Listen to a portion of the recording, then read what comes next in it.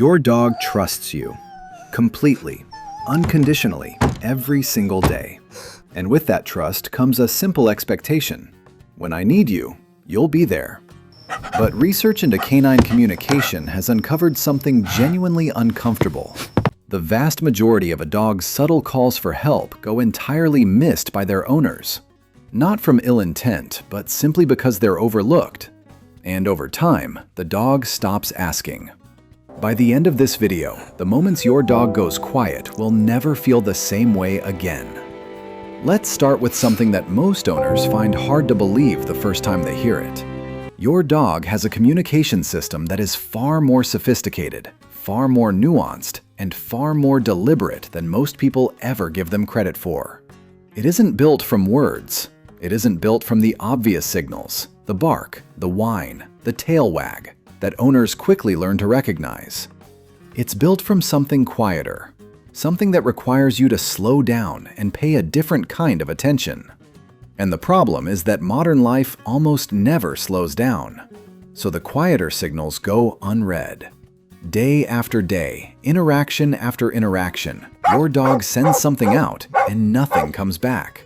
And slowly, in the way that all living creatures adapt to the reality they're given, your dog begins to adjust their expectations. Here's what's actually happening when that adjustment takes place, a part most owners never hear. Animal behaviorists have a term for what happens when a creature repeatedly tries to communicate a need and receives no response.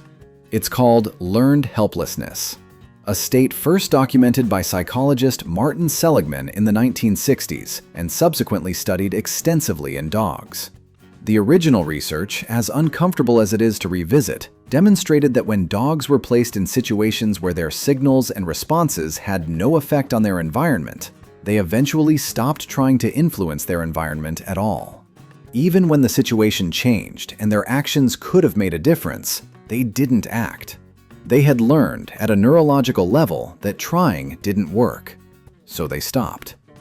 Now, the situations your dog faces every day are nothing like those original experiments. But the underlying mechanism, the way repeated, unacknowledged signals gradually erode a dog's motivation to keep sending them, that mechanism is real, and it operates in ordinary households, in ordinary relationships, between owners who love their dogs deeply and dogs who are quietly learning that certain kinds of communication don't land. And here's where it gets specific. Because the signals your dog is sending that go unread aren't random. They cluster around particular moments, particular needs. And once you know what to look for, you'll start seeing them everywhere. The first one is the hardest to catch because it looks like nothing. Your dog walks into the room where you are, stands near you for a moment, and then leaves.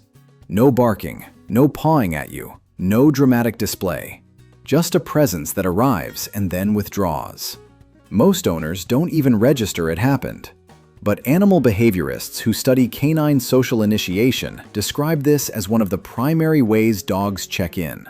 A low-stakes, low-pressure approach that says, "I'm here, are you available?" It's the equivalent of someone standing in the doorway of your office, waiting to see if you look up. If you look up, the conversation can begin. If you don't, they go away.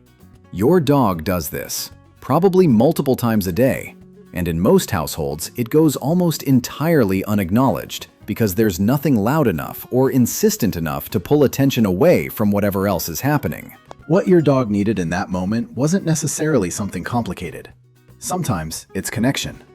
Sometimes it's reassurance. Sometimes it's something as simple as acknowledgement, the equivalent of a glance and a nod that says, "I see you. You're not invisible. You matter here." When that acknowledgement never comes, your dog doesn't escalate immediately. They're not built to demand. They're built to read social cues. And the social cue they're reading is, "Not now." So they go, and they try again later. And if "not now" becomes the consistent answer across days and weeks, the trying becomes less frequent. The doorway appearances shorten. The check-ins stop. And here's what makes that genuinely important. A dog who has stopped checking in isn't a dog who has become more independent or more confident or better adjusted. A dog who has stopped checking in is a dog who has updated their model of the relationship, who has incorporated, at some level below conscious thought, The information that their social bids don't reliably produce connection. That is not the same as being fine. It looks like being fine. From the outside, a dog who has stopped asking can look calm, settled, easygoing. Owners often describe these dogs as low maintenance. But low maintenance and emotionally fulfilled are not the same thing, and the difference matters enormously for a dog's long-term well-being. Research published in the journal Animal Cognition has found that dogs with lower rates of successful social initiation with their owners show measurably higher baseline stress markers over time, despite appearing outwardly calm. The stress doesn't disappear when the dog stops expressing it. It just stops being visible. But wait, because there's another signal that goes unread even more consistently than the doorway check-in. And this one happens during a moment most owners think they're handling correctly. When your dog is in a situation that makes them uncomfortable, a gathering with unfamiliar people, a loud environment, an interaction with another dog they're uncertain about, they send signals. Not dramatic ones, not growling or snapping or lunging. Long before any of that, they send the quiet ones. A turned head, a slow lick of the lips, a sudden intense interest in sniffing the ground, a yawn that has nothing to do with tiredness. These are what Norwegian animal behaviorist Turid Rugaas identified after decades of field research as calming signals, a dog's primary vocabulary for communicating stress and attempting to de-escalate situations that feel threatening or overwhelming. Here's the problem. When a dog sends these signals in the presence of their owner, they are almost always sending them to their owner. They are saying, in the clearest language available to them, "I am not comfortable. I need this to change. I need you to help me." And what most owners do in that moment, not out of cruelty but out of simple unawareness, is nothing. They continue the interaction. They let the uncomfortable situation persist. They might even encourage their dog to push through, to keep engaging, to stay in the thing that's making them signal distress. And what the dog learns from this is something they will carry forward into every similar situation. They learn that their distress signals don't change what happens. That the person they trust most completely, the person whose entire job in their nervous system is to be their safe place, does not respond to their requests for help in the moments when help matters most. Over time, this has two possible outcomes. Neither is good. The first is escalation. The dog begins bypassing the quiet signals entirely and moving straight to the louder, more insistent ones because those are the only ones that have ever produced a response. This is how dogs develop what owners and trainers describe as behavior problems. The growling, the snapping, the reactivity. These are almost never the original communication. They are the communication that emerged after the original communication was repeatedly ignored. The second outcome is shutdown. The dog stops signaling distress at all. They go through uncomfortable situations silently, stoically, without any visible expression of what they're experiencing. Owners often describe these dogs as bomb-proof, rock-solid, incredibly calm under pressure. What they're often actually describing is a dog who has learned that expressing distress produces nothing and has therefore stopped expressing it. A dog that has gone quiet is not always a dog that is okay. Sometimes it is a dog that has stopped trying to tell you it isn't. Here's where the picture becomes more complete, and this is the part that changes what you actually do. Research from the University of Veterinary Medicine in Vienna studying human-dog interaction found something that should be required knowledge for every dog owner. Dogs whose owners demonstrated consistent responsiveness to low-level stress signals, who intervened early, who removed their dog from uncomfortable situations when the quiet signals appeared, who acknowledged the check-ins and the doorway appearances. Those dogs showed significantly lower overall anxiety, stronger social confidence, and a measurably greater willingness to approach novel and challenging situations compared to dogs whose owners responded only to escalated signals or not at all. In other words, the dogs who were heard when they whispered didn't need to scream. And because they didn't need to scream, they moved through the world with a fundamentally different relationship to uncertainty. They knew, in whatever way a dog knows anything, that their signals worked, that their person was listening, that when something felt like too much, help was available.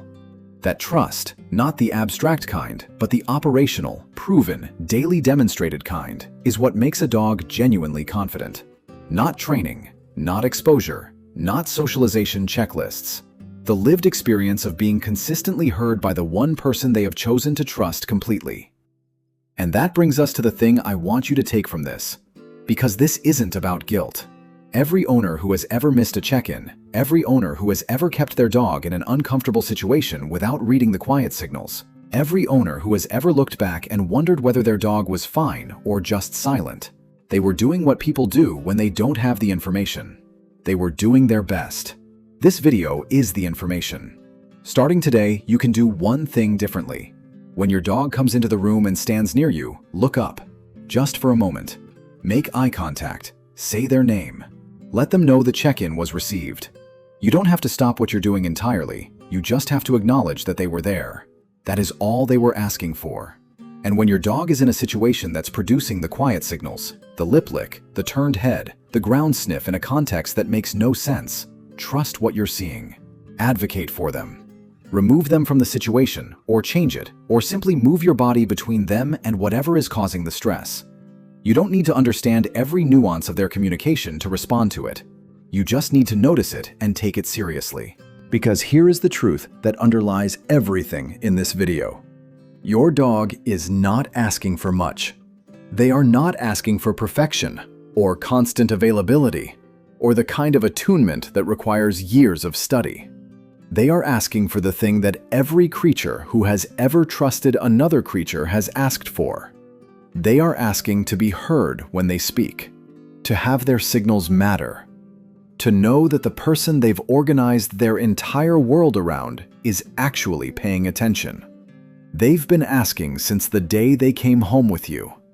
Most of the time, in most households, they've been asking quietly, patiently, with the particular kind of hope that only exists in a creature who has not yet given up. Don't let them give up. Look up when they come to the doorway.